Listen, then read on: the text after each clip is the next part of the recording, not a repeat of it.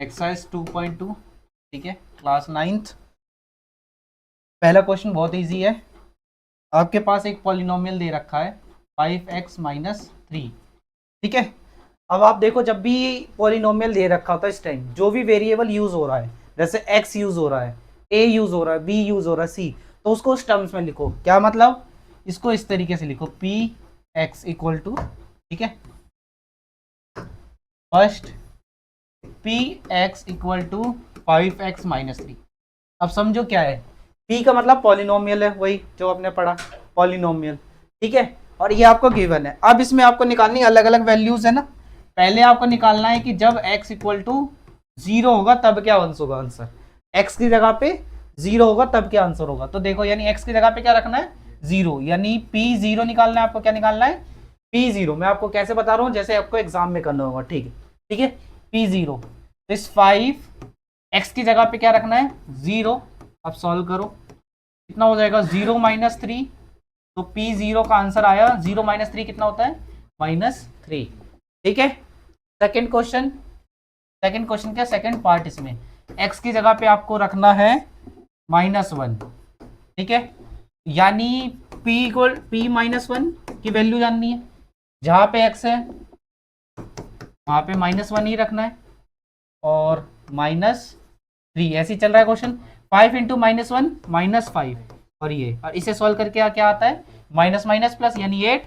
बड़ा कौन है, 5, उसके आगे माइनस, तो माइनस, ठीक है। सेकेंड क्वेश्चन भी done. Third question, x equals to 2, यानी आपको क्या निकालना है, p2 निकालना है ना। 5 आपकी, ठीक है, 5 मल्टीप्लाई 2 -3, यानी 5 2 जा 10, 3 7, मतलब P2 की वैल्यू कितनी आई, 7। आपको तीनों वैल्यू मिल चुकी है। देखिए, आपको ये वैल्यू, ये पहले आपको ऐसी इक्वेशन दे दी जाएगी, फिर उसमें बोलेंगे 0 रख के बताओ क्या आंसर आएगा। 1 -1 और 2 कोई भी वैल्यू रखने के लिए बोल देंगे। मैंने सारा कर दिया। ऐसे ही आपको एग्जाम में करना होगा, बिल्कुल एकदम प्रॉपर तरीके में, अगर आपको मार्क्स चाहिए तो, ठीक है। यह है आपका पहला क्वेश्चन कंप्लीट होता है, ठीक है। सेकेंड क्वेश्चन देखो, सेकेंड क्वेश्चन। अब आपका पॉलिनोमियल जो दिया है वो दिया है 7s² -4s+6। ध्यान से देखो, 7s² -4s+6। पहले इसको पॉलिनोमियल के फॉर्म में लिख लो, यानी ps चल रहा है ना, s वेरिएबल, ठीक है। जो भी वेरिएबल चल रहा हो उसको उस फॉर्म में लिख लो। s चल रहा है तो s लिख लो, a चल रहा है, एक ही चलेगा, क्योंकि आपके सिलेबस में एक ही टाइप के वेरिएबल चलते हैं, ठीक है, 9th क्लास में।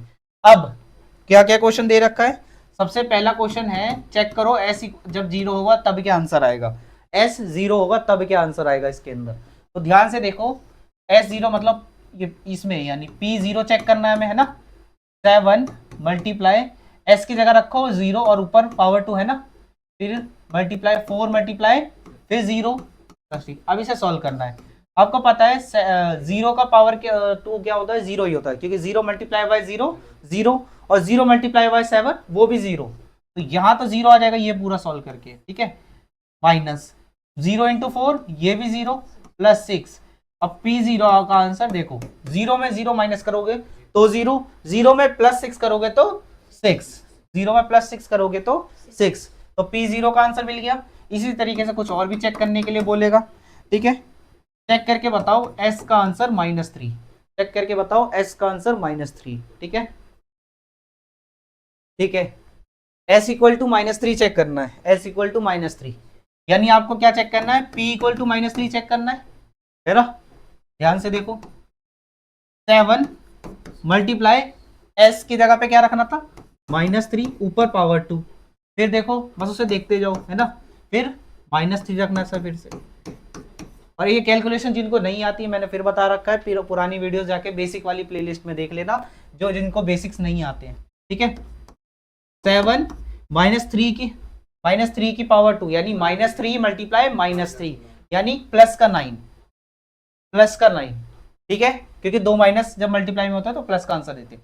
जैसे ऐसे देखो, -4 मल्टीप्लाई -3, यानी प्लस का 12, प्लस का 12, और यहाँ +6, पहले इसे सॉल्व करना होंगे मल्टीप्लाई को। 7 9 जा 63 +12 +6, ये सबको प्लस कर दीजिए, कितना आएगा 63 + 12 होता है 75, 75 + 6 होता है 81, 81। यानी आपके P जब -3 होगा तब आंसर कितना आ रहा है 81। 3 आंसर आपके यही चेक होंगे एग्जाम में, टीचर बस यही चेक करेगा पहले, अगर ये आ रहा है तो वो स्टेप्स भी चेक नहीं करेगा, आपको पूरे नंबर देगा। लेकिन जैसे ही अगर आपके ये आंसर नहीं आ रहा फिर वो देखेगा कहाँ गलती हुई है, वैसे तो काट दिया जाएगा क्योंकि ये क्वेश्चन में नंबर नहीं दिया जाता है स्टेप के, अगर गलत तो गलत, सही तो सही। ठीक है, थर्ड S = 4, यानी P4 चेक करना है। 7 × 4⁴ फिर आपको लिखना है। ठीक है, थोड़ा इसको इधर कर लेते हैं। P4 चेक करना है, 7 × S यानी 4, फिर माइनस, फिर 4 लिखना है, फिर S लिखना है, यानी S की जगह 4 लिखना है, फिर 6। अब इसे सॉल्व करना है। 7 4 4 जा 16 और 4 4 जा यहाँ भी 16 + 16। गलती से भी ये माइनस मत कर देना, ये वही बच्चा माइनस कर सकता है कि जिसको नहीं पता है नॉलेज, पहले मल्टीप्लाई करते जाता है ना। 16 7 जा 112 माइनस, ठीक है 112 में से 16 गया तो 96 होना चाहिए मेरे हिसाब से, है ना। 96 + 2, ठीक है P4 98, ठीक है 6 4 12 9 1 10, ठीक है सही है 98, ये आपके आंसर है। अब जिन बच्चों को नहीं पता है बता दूं, जब ये चिपके रहते हैं नंबर यानी मल्टीप्लाई में, जब वो नहीं जैसे यहाँ चिपके हैं तो यानी आपको कुछ भी साइन नहीं दिख रहा, तो आप लोगों को मल्टीप्लाई लगाना है। जिनको नहीं पता ये बात, जिनको पता है तो कोई दिक्कत नहीं। वैल्यू क्या जो भी आपको दिया रहेगा कि क्या रखना है, कुछ भी, मान लो x की जगह -5 रखना है, तो आप जहां जहां s देखोगे वहां वहां -5 रखोगे, है ना। अगर उनके बीच में कुछ भी नहीं है तो यानी आप मल्टीप्लाई लगाओगे, अगर उनके बीच में कुछ है तो आप माइनस या प्लस जो भी है वो लगाओगे। यहाँ आपका पहला दूसरा क्वेश्चन खत्म होता है ना, किसका, वैल्यू पुट करने वालों का, वैल्यू पुट करने वाले का। ठीक है, अब हम करेंगे वर्ड प्रॉब्लम्स, जो कि इस चैप्टर के में 5 वर्ड प्रॉब्लम्स है। अच्छे अच्छे बहुत समझना होगा ध्यान से, ठीक है। क्वेश्चन नंबर 3, पहले आपको बनी बनाई इक्वेशन दे रही थी, पहले आपको इक्वेशन बनानी है फिर उसे सॉल्व करना है, ठीक है। Present age of Salil's mother's 3 times the Salil present age. देखो इसमें 2 कैरेक्टर्स है एज वाले क्वेश्चन में, पहले सलील की मदर, है ना, और सलील, ठीक है। इन्होंने बोला प्रेजेंट एज मतलब अभी की एज, अभी जैसे मेरी एज होगी, आपकी एज होगी, सबकी एज होगी, अभी की एज, प्रेजेंट मैच मतलब अभी, अभी उनकी एज क्या है। तो देखो अभी उनकी एज दे रखी है, कुछ भी नहीं दे रखी, बस हिंट दे रखा है। अभी जो भी एज है सलील की माँ की, ठीक है, वो सलील की जो एज उसका बेटा है उसकी एज से बोल रही है कि 3 गुना है, यानी अगर वो 10 साल का है तो ये 30 साल की है, अगर वो 15 साल का है तो ये 45 साल की है, अगर वो 20 साल का है सलील तो ये 60 साल की। 3 गुना का मतलब ऐसे होता है। अब समझने का ट्राई करो कि अगर ये 5 साल का है सलील तो 5 3 जा 15, ये 15 साल की। अगर वो 10 साल का है तो 10 3 जा 30, अगर वो 20 साल का है तो 60। इसका क्या मतलब है, 3 गुना होने का मतलब यही होता है। तो आपको लेकिन ऐसे नहीं करना है, आपको नंबर नहीं लेने, ये बस समझने के लिए आपको एक्स में करना होता है क्वेश्चन को सॉल्व, ठीक है, कोई वेरिएबल में सॉल्व करना होता है, ठीक है। तो आपको ऐसे लिखना होगा, ये पहले तो मैं समझा रहा हूँ फिर बाद में इक्वेशन लिखवाऊंगा। अगर सलील, ठीक है, सलील x साल का तो ये हो जाएगा x × 3 यानी 3x, ये 3x साल की। फिर इसने बोला है कि आफ्टर 5 ईयर्स मतलब 5 साल बाद। अब 5 साल बाद अगर मैं आज 10 साल का हूं तो 5 साल बाद मुझसे कोई पूछेगा आप कितने साल के हुए, तो मैं बोलूंगा मैं 15 साल का हो गया, है ना, है ना, ठीक है। ऐसे ही अगर मैं 20 साल का हूं, अगर मुझसे पूछेंगे कि आप 5 साल गुजर गए, अब आज कितने साल के, तो मैं 25 साल का हो गया, ठीक है। इस तरीके से होगा, इस तरीके से। तो ऐसे ही इनमें हो गया 5 साल बाद, 5 साल बाद ये हो जाएगा, 5 साल बाद, है ना, 5 साल बाद ये हो जाएगा x + 5, यानी इसमें 5 जोड़ दो। अब 5 कभी जोड़ता नहीं है x में, इसमें जोड़ दो 3x + 5। 5 साल बाद आ गया इनकी एज, ये इनकी 5 साल वाली एज है, ये वाली और ये वाली, ठीक है। अब आपको बोला गया है कि 5 साल बाद क्या है, अगर उन दोनों को जोड़ा जाए, इसकी एज और इसकी एज, तो 70 आंसर आएगा, यानी ये वाला एज और ये वाला एज जोड़ के 70 आंसर आना चाहिए। तो अब देखो इसे आप कैसे करिए, समझने वाला पार्ट हो गया। अब इसे कॉपी में आप लोग कैसे करोगे, है ना। कॉपी में यहां से स्टार्टिंग होगी, ये बस समझने वाला पार्ट है। लेट द, जो भी छोटा है होता है ना, मैं आपको हिंट दे देता हूँ, जो भी छोटा होता है वैल्यू उसको x मानना होता है या y मानना होता है। सलील मदर्स और सलील में आपको भी पता है कौन छोटा होगा, सलील ही छोटा होगा, उसकी माँ कैसे छोटी हो सकती है, ठीक है। Let the present age of, present age हमने माना किसका, सलील का, कि वो x है, ठीक है, यानी कि then the present age of Salil's, या मदर लिख देता हूं, सलील्स मदर कितनी होगी, देखो वो 1 साल 3 गुना बोला था उसने, 3 साल, है ना, आफ्टर 5 ईयर, ठीक है, वैसे ऐसे लिख लो। सलील की कितनी एज हो जाएगी, हाँ x+5, देन और उसकी मदर की 3x+5, ठीक है।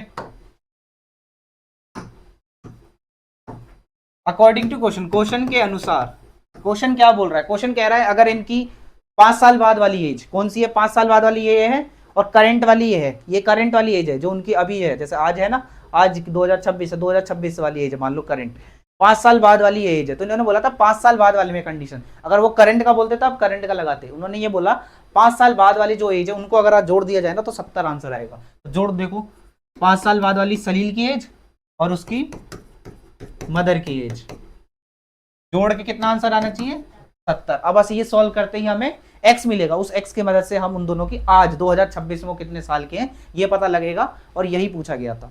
तो जो इसे सॉल्व करना जिन्हें नहीं आता आपको पता ही है, ठीक है। 3x + x 4x, 5 + 5 10 10 और यहाँ 70, तो पहले 10 को उधर भेजना होगा, है ना, तो ये हो जाएगा 4x + 60, क्योंकि 70 - 10 60 ही होता है, और 60 कितना आंसर आया 15, x का कितना आंसर आया 15, ये हमारा आंसर नहीं आता है, हमें उसने पूछा था, मेन उसको पूछना था सही अभी कितने साल का है असलियत में, और उसकी मदर कितने साल की है। तो आप देखो, है ना, सलील की एज हमने क्या मानी थी करंट में, सलील एज थी x, तो यानी x का आंसर मिला पड़ा है 15 साल का, है ना। सलील की मदर्स की क्या माने थे हमने, ठीक है 3x मानी थी, मतलब जब इनके बीच में कुछ नहीं है इसका मतलब क्या है, वो मल्टीप्लाई है, 3 × 15 ये है 40 आ गया, ये है उनकी एज, यही निकालने के लिए हम इतना मेहनत कर रहे थे, यही सलील 15 साल का है, उसकी माँ 45 साल की है, ठीक है। 5 साल बाद भी अगर जोड़ोगे तो फिर वो काम आ जाएगा, 5 साल बाद बोला था ना, जैसे मान लो अब आपको यहाँ पे वेरीफाई करा के दिखा देते हैं, है ना, जो वो उसने बात बोली थी 5 साल बाद, 5 साल बाद की बात बोली थी, 5 साल बाद ये 50 साल की हो जाएंगी, 5 साल बाद ये 20 साल की, बोला था 5 साल बाद उन दोनों की अगर एज आप जोड़ने जाओगे ना तो आपको कितना मिलेगा 70 मिलेगा, बोला था ना उसने, देखो ऐसा ही हो रहा है, ऐसे अगर आप करके देख लोगे आपके आंसर आने के बाद तो आपको पता लग जाएगा मैंने क्वेश्चन सही किया है या नहीं किया। जो भी आंसर आते हैं जैसा क्वेश्चन ने बोला था वैसा वैसा हो रहा है, अगर हो रहा है तो सही, अगर नहीं हो पा रहा है एक भी जगह अपनी मिस्टेक हो गई, यानी आपका क्वेश्चन आपने जो आंसर निकाला है वो गलत है। यहाँ मेरे देखो मेरी बात सही निकल गई, जो वहां समझाने का ट्राई किया, यानी क्वेश्चन का आंसर सही है।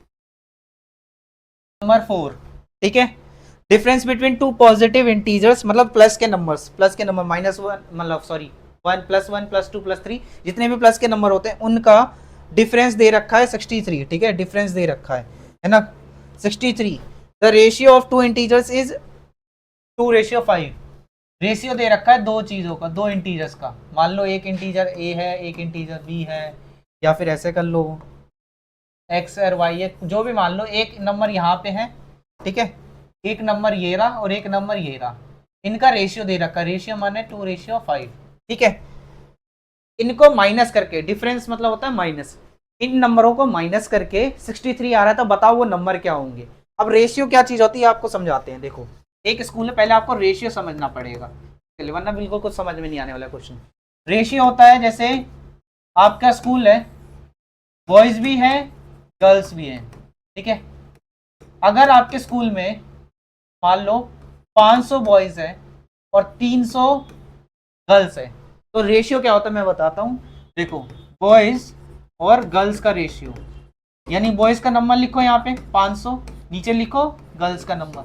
अब इसे ऊपर नीचे काटना है। देखो 5 से काटेंगे तो ये 100 और ये 5 से काटोगे तो कितना 60 हो जाएगा। ठीक है, एक जीरो से एक जीरो कैंसिल कर सकते हैं, बचा क्या अभी 10 बचा है, और भी कर हाँ 2 से काट सकते हैं, 2 से 5 और 2 से 3। अब इसके बाद और काट सकते हैं सेम नंबर से, नहीं कर सकते, ऐसा कोई नंबर नहीं है जो दोनों को डिवाइड कर दे। जो ऐसा करते करते जब हम लास्ट स्टेज पे पहुंच जाते हैं जहां काट नहीं सकते, उसी को क्या बोला जाता है, रेशियो, उसी को रेशियो। इसका मतलब क्या हुआ, जो बॉयज है और गर्ल्स का रेशियो क्या दे रखा है 5 और 3, हमेशा इसमें दो चीजों का रेशियो देते हैं, दो चीजें कंपेयर 5:3। इसका ये मतलब होता है अगर लड़के 5 हैं तो लड़कियां कितनी होगी 3। अगर कोई स्कूल है लड़के 5 है तो हमेशा हर 5 लड़कों पे 3 लड़कियां, हर 5 लड़कों पे 3 लड़कियां, ऐसे हिसाब बनाया जाता है। यानी अगर स्कूल में 15 लड़के हैं तो इस हिसाब से कितने 9 लड़कियां हो गई, है ना, 15 लड़के हैं तो 9 लड़कियां हो गई। इस चीज को रेशियो बोला जाता है। इसकी समझ नहीं है तो फिर आपको ये क्वेश्चन समझ नहीं आएगा। वैसे आ जाएगा छोटा सा रटने वाला पार्ट, वरना फिर आप रटोगे और कुछ नहीं समझ में फिर भी आएगा, आप रट लोगे उसे। ठीक है, तो 2:5 दे रखा था, तो ऐसे समझाना पड़ेगा। ठीक है, जो क्वेश्चन नंबर 4 है इसने बोला एक नंबर है और एक और नंबर है ना, उन दोनों को माइनस कर। अब देखो क्वेश्चन, ठीक है शुरू से, 2 नंबर है, 2 नंबर को माइनस करके 63 आता है, 2 नंबर को माइनस करके 63 आता है ना। अब ध्यान से देखो, एक और दिखाता हूँ इजी वाला क्वेश्चन। 2 नंबर को माइनस करके 12 आता है।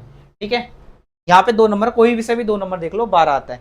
अगर मैं यहाँ पे लिखूं, यहाँ 5 नंबर था, यहाँ क्या था 5 नंबर, तो यहाँ पे कौन सा नंबर होगा तभी 12 आया, बताओ कौन सा नंबर होगा कि यहाँ 12 आया। 17 नहीं होगा, 17 - 5 12। अब ये 17 तक कैसे पहुंचा, आपको कैसे पहुंचना है उसकी एक ही ट्रिक है, इस 12 में ये प्लस कर दो तो आप पहुंच जाओगे, है ना। इसका मतलब ध्यान से देखो, अब एक्स की फॉर्म में आप समझो, नंबर में देख लिया, 2 नंबर को माइनस करके 63 है, आपको पता है ना इसमें एक्स माना जाता है, तो इस नंबर को अगर आपने एक्स माना है ना, इस नंबर को एक्स माना, तो ये जानने के लिए आपको क्या करना पड़ेगा, 63 में किसको प्लस करना पड़ेगा, एक्स को प्लस करना पड़ेगा। आपको यही देखा ना, 12 से 17 जानने के लिए आपको क्या करना पड़ा, इसमें इसको प्लस करना पड़ा। तो यानी कि पहला तो आपने माना एक्स कि एक नंबर एक्स है, तो दूसरा नंबर जो कि यहाँ है ये कैसे आएगा, ये ऐसे आएगा कि इसको इसमें प्लस कर दो, यानी कि ये नंबर होगा पक्का x + 63 या 63 + x, एक ही बात होती है। तो आपने ये समझा ये किस तरीके से होता है, अगर ये समझ लिया तब आप इसको स्टेटमेंट में लिखवा देता हूं मैं, कैसे लिखना है पेपर में। Let the first number be x, then the second number भी x + 63। ठीक है, x ऊपर और x + 63 नीचे, यही बोला कि रेशियो ऐसे निकालना है। ठीक है, 2/2।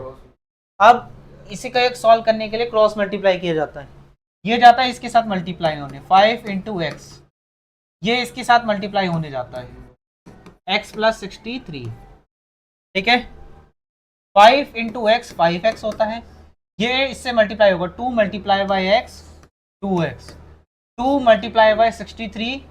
ठीक है, इसको इधर बुला लो, 5x - 2x 126, 5x में से 2x चला गया तो 3x। ठीक है, अब 126 को 3 से डिवाइड कर दो, 126 को 3 से डिवाइड करोगे तो आपका आएगा 42। आपको आंसर मिल चुका है, अभी नहीं मिला है क्योंकि अभी दिखाना है आपको। फर्स्ट नंबर क्या था आपका, देखो क्या माना था आपने x, तो 42 ही होगा। ठीक है, और ठीक है सेकंड नंबर पे चलते हैं, वो था आपका x में जोड़ दो 63, यानी x कितना था 42, 42 में 63 जोड़ोगे तो कितना हो जाएगा 105, यानी आपका पहला नंबर 42 था, दूसरा नंबर 105। ठीक है, अब आपको चेक करना है कि आंसर सही है या नहीं है। तो जो क्वेश्चन ने बोला था वही, कि ये जो नंबर है इस इन दोनों को माइनस करके कितना आ रहा था, 63 आ रहा था ना। 105 में से 42 माइनस करके देखो, अगर आ रहा है तो आपने सही किया है। ठीक है, 3 आ रहा है ना, 63 दोनों नंबर को माइनस करके, तो आपका आंसर सही है। नेक्स्ट क्वेश्चन में आपको 2 रुपए के सिक्के हैं और 5 रुपए के सिक्के हैं। मान लो देखो 2 रुपए का कॉइन और 5 रुपए का, पहले केस समझने का ट्राई करो। ठीक है, अगर 2 रुपए का कॉइन है और 5 रुपए का कॉइन, आपके हिसाब से देखो, एक होता है वैल्यू होना, ठीक है, वैल्यू और तुम्हें नंबर बताते हैं। देखो यहाँ नंबर बताते हैं, यहाँ वैल्यू बताते हैं। ये चीजें बहुत ज्यादा समझ में आ जाएगी क्योंकि पैसों का हिसाब है, तो आ जाना चाहिए आपको। ठीक है ना, 2 रुपए के सिक्के और 5 रुपए के सिक्के। मान लो अगर आपके पास 10 सिक्के हैं 2 रुपए के, है ना, 10 सिक्के हैं और 15 है 5 रुपए के। ठीक है, इसका ये है नंबर। नंबर मतलब क्या होता है, उसको अगर आप काउंट करोगे, पैसे नहीं गिन रहे कितने पैसे हैं, पैसे चीजें अलग हो गई, रुपए अलग हो गए, कितने रुपए कितने पैसे वो चीज अलग हो गए। आप यहाँ पे क्या बोला गया, नंबर का मतलब है जब आपने 2 सिक्के अपने जेब में हाथ डाल के काउंट किया, 1 है 2 है, वो सिक्के को ही, 2 रुपए का सिक्का कितने हैं आपके जेब में, 10 पड़े हुए हैं, यहाँ 15 पड़े हुए हैं, तो ये होता है नंबर। वैल्यू क्या होता है कि उसकी वैल्यू मतलब वो पैसा कितना है। तो आपको भी पता है कितने पैसे हैं आपके पास, अगर 10 सिक्के पड़े 2 के, तो कितने पैसे हैं, 20। अब इस 20 तक आप कैसे पहुंचे, इन दोनों को मल्टीप्लाई करके पहुंचे हो ना, 10 गुने 2 करके पहुंचे हो ना। और ऐसे ही आपके जेब में कितने पैसे, अगर 5 के 15 सिक्के पड़े हुए हैं तो 75 पैसे हैं आपके पास, 75 रुपए हैं आपके पास। यहां भी आप कैसे पहुंचे, यहां भी आप एक ही तरीके से पहुंचे, इनको मल्टीप्लाई कर दो, यानी जेब में, यानी नोट कैसे, नोट सब कोई ऐसे थोड़ी ना गिनता है, वो क्या करता है, 500 का नोट तो वो सिर्फ काउंटिंग करता है ना, 10 नोट है तो 500 इंटू 10 है ना, इस हिसाब से वो 5000 बोलता है, जो भी है 10 नोट है तो 5000 है ना, इस तरीके से। तो वही वाली बात हो रही है कि सिक्का काउंट करना अलग होता है और पैसा उसका वैल्यू होना अलग होता है। सेम नोट को भी आप समझ सकते हैं, नोट को काउंट करना अलग होता है और उसके पैसे होना अलग होता है ना। तो ठीक है, वो चीज आपने समझ ली, तब आपको ये करना है। और आपको वैल्यू तक यानी पैसों तक जाने के लिए क्या करना होता है, जो भी जितने रुपए का पैसा है या कॉइन है, जितने रुपए का, उतने से मल्टीप्लाई कर देना होता है, उतने से मल्टीप्लाई कर देना होता है जितने आप पे नोट है या सिक्के हैं। यानी आपने जान लिया पैसे तक पहुंचने का यही टेक्निक है, और कोई नहीं है, बस गुना कर दो। ठीक है, अगर आपको ये पता चल गया तो आपको ये क्वेश्चन समझने में दिक्कत नहीं आएगी। अगर ये नहीं पता रहता तो आपको समझ नहीं आता कि आपको करना क्या है असल में क्वेश्चन को। ठीक है, ठीक है। Ruby has 3 times as many as 2 coins as she has 5 rupees coin. Ruby नाम की लड़की है, उसके पास 2 रुपए का भी सिक्का है और 5 रुपए का भी सिक्का है। As many as 2 as she has 5 rupees coin.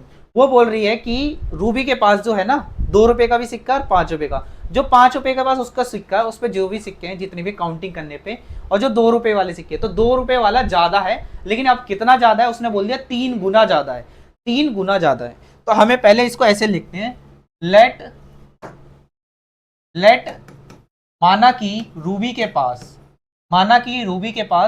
Ruby has come कौन है, 5 के सिक्के। मैंने बताया ना जो कम है उसको एक्स माना करो, 2 के सिक्के ज्यादा है 5 के कम है, तो 5 के मानो पहले।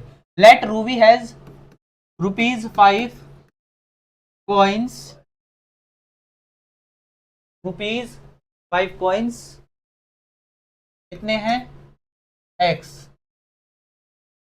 देन सी हैज रुपीज, 2 रुपए के कितने सिक्के होंगे, 3 गुना है, x का 3 गुना क्या हो जाता है, 3x।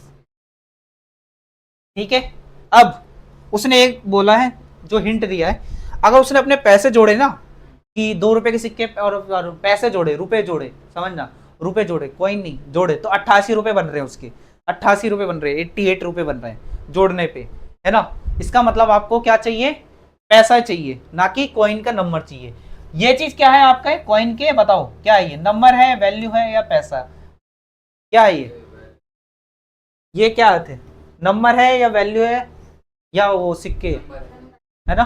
हाँ नंबर है ये, कि आप पे एक्स कॉइन है, कितने मतलब जेब में 10 कॉइन है, 15 कॉइन है, ये नंबर है, ये भी नंबर है 3 गुना। ठीक है, अरे ये 5 का कॉइन, आपको पता है ना वैल्यू तक जाने के लिए क्या करना पड़ता है, अकॉर्डिंग टू क्वेश्चन पहले तो जान लो।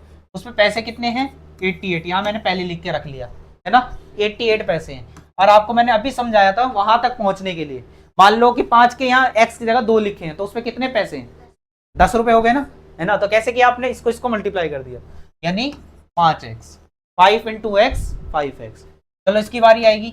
2 रुपए के सिक्के अगर 15 होते तो आप 30 बोलते थे, लेकिन अभी क्या बोलोगे 6x बोलोगे।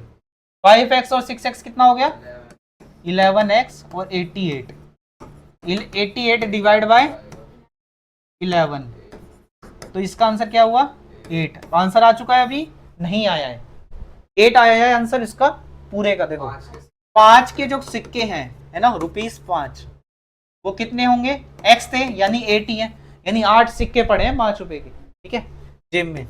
और 2 रुपए के जो सिक्के थे वो कितने थे नंबर में 3x, तो ये 8 नंबर आए ना, तो कितने 24 सिक्के।